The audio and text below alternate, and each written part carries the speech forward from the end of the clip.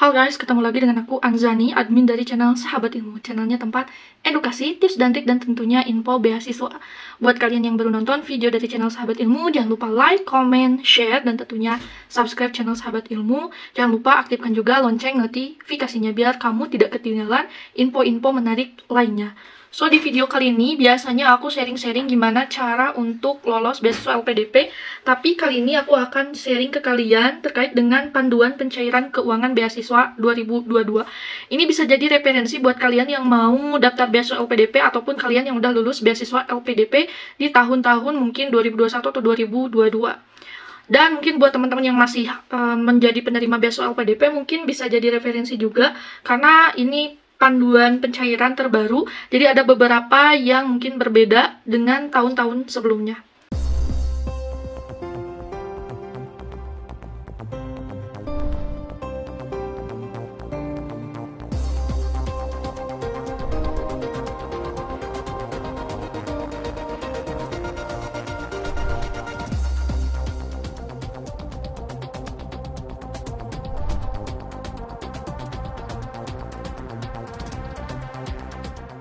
Komponen dana beasiswa, ini dia guys beberapa komponen yang di-cover oleh beasiswa LPDP, mulai dari dana pendidikan. Untuk dana pendidikan, pertama kita di-cover seluruhnya, mulai dari dana SPP. Untuk dana SPP sendiri, dana sumbangan pembinaan pendidikan, yang selanjutnya sering kita dengar sebagai dana SPP adalah dana yang diberikan untuk memenuhi biaya kuliah dan biaya matrikulasi di luar peningkatan kompetensi bahasa. Dana SPP dibayarkan langsung kepada pihak perguruan tinggi sesuai ketentuan perguruan tinggi yang bersangkutan. Apabila pihak perguruan tinggi tidak dapat menerima secara langsung pembayaran SPP dari LPDP, maka dana tersebut dapat dibayarkan kepada penerima beasiswa terlebih dahulu dengan kewajiban penerima beasiswa untuk melaporkan bukti pembayaran ke LPDP. Biasanya ini untuk mereka yang udah punya LOA, yang udah masuk biaya-biaya, nanti bisa kan udah dibayarkan tuh. Kalian jangan bingung kalau misalkan kalian udah bayar, tapi kan dana SPP ini kan di cover full. Jadi kalian harus simpan laporan bukti pembayaran dan nanti bisa direimbus atau minta diganti dari LPDP. SPP dibayarkan setiap periode berdasarkan nominal yang ditagihkan dalam invoice atau faktur. Jadi untuk teman-teman jangan bingung, karena banyak juga yang bertanya-tanya apakah untuk dana SPP ini ditransfer dulu ke rekening kalian, terus kalian yang bayarkan ke kampus. Sejauh ini yang saya pahami itu udah otomatis dibayarkan dari LPDP, ya kecuali mereka yang memang udah masuk dulu di awal karena dapat LOA harus registrasi ulang dan lain sebagainya, itu bisa diajukan ke LPDP untuk direimbus. Tapi untuk selanjutnya biasanya itu sudah ada perwakilan dari kampus yang ditunjuk untuk mereka berhubungan langsung dengan pihak LPDP terkait dengan SPP ini. Dana SPP yang dapat dibayarkan adalah SPP untuk semester penuh, sedangkan field trip tidak dapat dibiayai. Keikutsertaan pada semester pendek dapat dibiayai dengan ketentuan bahwa mata kuliah yang diikuti bersifat wajib dan bukan untuk keperluan mengulang mata kuliah sebelumnya. Penerima beasiswa dalam negeri yang mengikuti program matrikulasi non-bahasa dengan jumlah total masa studi lebih dari batas durasi studi maksimal dapat mengajukan SPP matrikulasi tersebut dengan mekanisme penggantian atau reimburse pada semester pertama setelah penerima beasiswa mulai perkuliahan.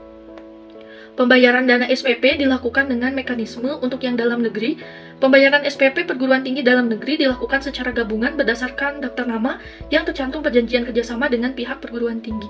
Jadi teman-teman nanti untuk dalam negeri biasanya sifatnya itu kolektif. Untuk pembayaran SPP untuk komponen 2 dilakukan secara reimburse pada semester 1 setelah penerima beasiswa mulai perkuliahan. Ini mereka yang sudah punya LOA duluan biasanya. Selanjutnya untuk di luar negeri, pembayaran SPP akan dikirimkan langsung ke rekening perguruan tinggi setelah penerima beasiswa atau pihak universitas mengirimkan invoice atau faktur SPP. Apabila tagihan SPP telah dibayarkan terlebih dahulu oleh penerima beasiswa, maka penggantiannya dapat dilakukan atau diajukan kepada LPDP dengan melampirkan invoice beserta bukti bayar SPP tersebut. Jadi, terjawab ya kalian yang bingung terkait dana SPP ini. Apakah kita yang bayar langsung atau LPDP yang bayar langsung? Jadi kalau misalkan kalian udah bayar, kalian bisa ajukan juga ke LPDP-nya, gitu. Selanjutnya ada yang namanya dana pendaftaran. Untuk dana pendaftaran adalah dana yang digunakan untuk melakukan pendaftaran program magister atau doktor, baik pada perguruan tinggi dalam negeri maupun luar negeri, atau program doktor spesialis pada perguruan tinggi dalam negeri, serta hanya mencakup dana yang dibayarkan secara langsung ke perguruan tinggi.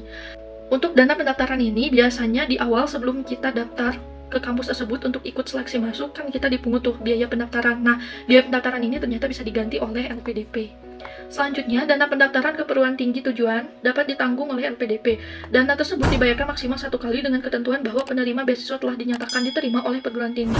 Nomenklatur yang umum digunakan oleh beberapa perguruan tinggi, biasanya biaya pendaftaran, biaya ujian, biaya registrasi, biaya daftar ulang, biaya pengembangan yang hanya dibayarkan 1 kali selama masa studi, biaya perpustakaan, biaya pendaftaran orientasi dan pengalaman kampus, administrasi, kemahasiswaan, sumbangan biaya pendidikan, dan hanya dibayarkan 1 kali selama masa studi.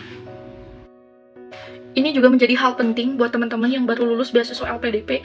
Jadi misalkan kalian yang belum punya LOA, itu kan dikasih pilihan, ada 3 pilihan yang bisa kalian pilih universitas mana yang akan kalian tuju untuk kuliah nanti.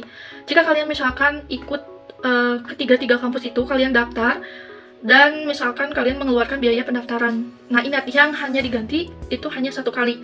Jadi yang memang benar-benar menjadi tujuan kalian studi dan dinyatakan lulus, itulah yang akan diganti oleh LPDP. Jadi misalkan kalian coba tes di 3 kampus itu dan salah satunya kalian lolos atau ketiga-tiganya lolos, tetap yang hanya diganti itu hanya 1.